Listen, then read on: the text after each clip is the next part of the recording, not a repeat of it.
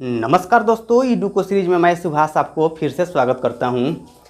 देखिए, अब हम लोग क्वेश्चन नंबर उदाहरण के 8 नंबर देखेंगे। सवाल में क्या दिया हुआ है, बोल रहा है कि पूर्ण वर्ग बनाने की विधि से समीकरण कितना दिया हुआ है।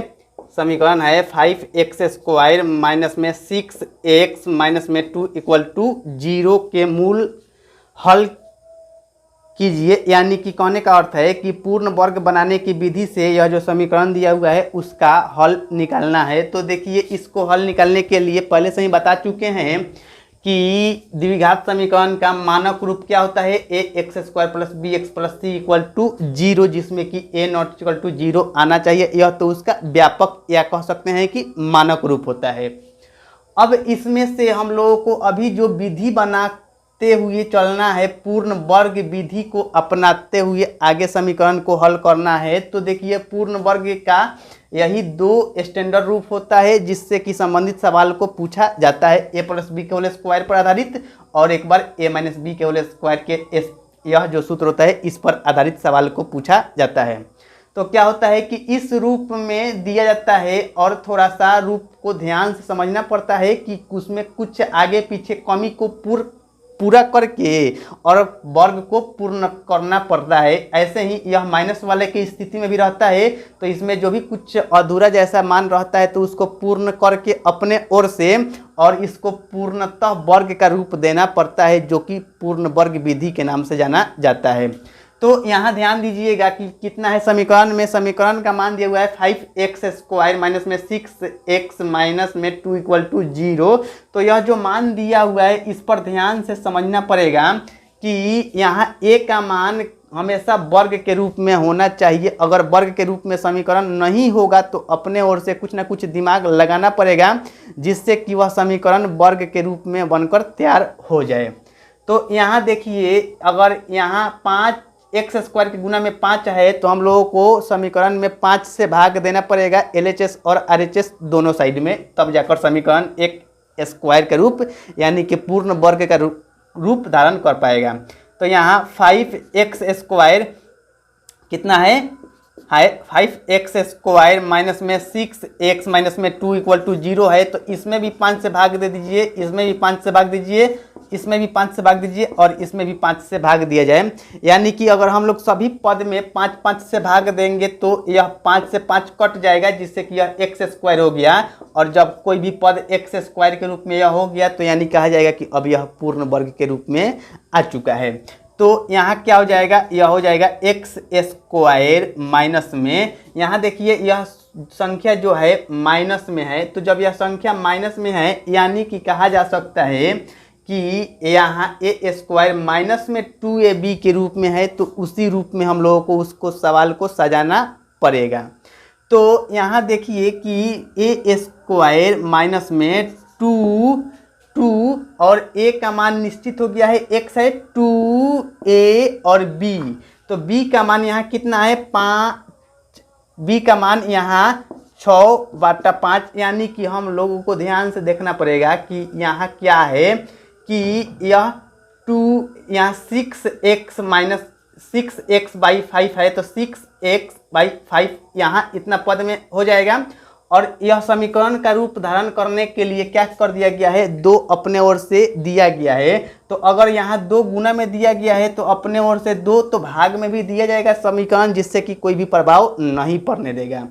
अब देखिए यहाँ क्या हो जाएगा, a² माइनस में 2a और b का मान कितना हो गया, यहाँ निश्चित हो गया b का मान। अगर यहाँ कटा भी दिया जाएगा तो कहा जा सकता है कि यह हो जाएगा 3, 2 से कट के, यानी कि 3/5 मिल जाएगा।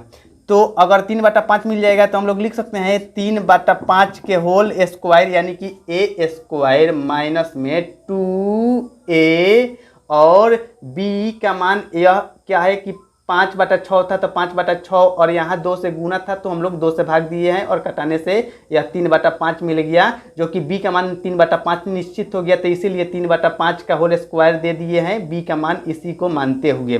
तो एक बार प्लस में किया गया है बी स्क्वायर, तो उतना ही मान को अगर हम लोग 3/5 के होल स्क्वायर माइनस कर दिया जाएगा, जिससे कि समीकरण पर किसी तरह का प्रभाव नहीं पड़ने देगा। और यहाँ से देखा जाए तो a माइनस बी के होल स्क्वायर पर भी सेटिंग आसानी से हो गया। तो यह तो हो गया। उसके बाद यह पद को आसानी से हम लोग लिख सकते हैं क्या, 2/5 बराबर में यह हो गया 0। तब आगे देखिए क्या हो जाएगा कि यहाँ हम लोग लिख सकते हैं x माइनस में 3/5 के होल स्क्वायर, और उसके बाद यहाँ कितना है, यह 9/25, और यहाँ कितना है माइनस में 2/5। यह जो पद हम लोग माइनस वाला यह इतना आ गया, और यह उसके बाद यह जो अंतिम पद है तो यह लिख दिए हैं बराबर में 0। तब आगे बढ़ने से क्या हो जाएगा, x माइनस में 3/5 के होल स्क्वायर, और अगर इसको जोड़ा जाएगा तो कितना हो जाएगा, यह 25, और यहाँ कितना हो जाएगा माइनस में 9, और यहाँ माइनस में 2 = 0। अब क्या हो जाएगा, x माइनस में 3/5 के होल स्क्वायर, अब यहाँ माइनस में 11/25 बराबर में 0। जो यह माइनस में 11/25 बन गया तो उधर जाएगा तो प्लस में बन जाएगा, यानी कि इसका मान क्या हो जाएगा, x माइनस में 3/5 के होल स्क्वायर बराबर में 11/25 हो जाएगा। अब यह जो 11/25 हो चुका है तो इसके जगह पर हम लोग क्या हो जाएगा कि यह जो स्क्वायर में है तो उधर जाएगा तो क्या हो जाएगा, रूट में लिख दिया जाएगा, यानी कि x माइनस में 3/5 के होल स्क्वायर का रूप जो इधर है तो उधर जाएगा तो अब क्या हो जाएगा, होल स्क्वायर रूट में हो जाएगा, यानी कि प्लस माइनस हो जाएगा √11/25। तब यहाँ लिखा जा सकता है प्लस माइनस √11 का 11 और 25 का वर्गमूल 5। यह जो माइनस में पद है तो उधर जाएगा तो क्या लिख सकते हैं हम लोग, x बराबर, एक बार प्लस के साथ में लीजिएगा तो प्लस में क्या हो जाएगा, √11/5, और यह जो माइनस में पद है तो उधर जाएगा तो प्लस में हो जाएगा 3/5। तब क्या हो जाएगा, यह 5 √11 और प्लस में 3, एक बार यह प्लस वाले के साथ में लेने से इतना मिल गया। अब एक बार क्या हो जाएगा कि यहीं माइनस वाला के साथ में लिया जाएगा तो क्या मिलने वाला है, ध्यान दीजिएगा, x बराबर हो जाएगा एक बार माइनस वाला के साथ में, यानी कि माइनस में √11/5, और यह जो माइनस में पद है तो उधर जाएगा, यानी कि एक बार यह प्लस के साथ में तो काम हो चुका है। अब एक बार यह माइनस वाला के साथ में, जब यह माइनस वाला के साथ में यह माइनस से इधर जाएगा तो प्लस में हो जाएगा, यानी कि प्लस में कितना आएगा 3/5, तो 3/5 यहाँ लिख दिए हैं बराबर में एलसीएम 5 हो जाएगा, यानी कि √11 प्लस में 3। Thank you. देखिए तो उदाहरण नंबर 8 के जो यह समीकरण है इसके लिए बताया गया है कि x स्क्वायर के गुणांक वाला जो भी कुछ मान होता है तो उसको पूर्ण वर्ग के रूप में होना चाहिए। तो उस पूर्ण वर्ग अगर पहले से नहीं होगा तो उसको पूर्ण वर्ग बनाने के लिए चाहे उस समीकरण में उस पद के जो भी मान गुणांक में होगा उतना से भाग देकर किया जाए या उतना से गुना करके। अगर चाहिएगा तो यहाँ 5 से गुना करके भी उसको 25 बनाकर और समीकरण को हल किया जा सकता है, या दूसरे तरीके से यह भी कहा जा सकता है कि 5 से भाग दिया जाएगा तो यह कट के 1 हो जाएगा। तो उस तरीका से भी पूर्ण वर्ग विधि से बनाते हुए और इसको हल किया जा सकता है।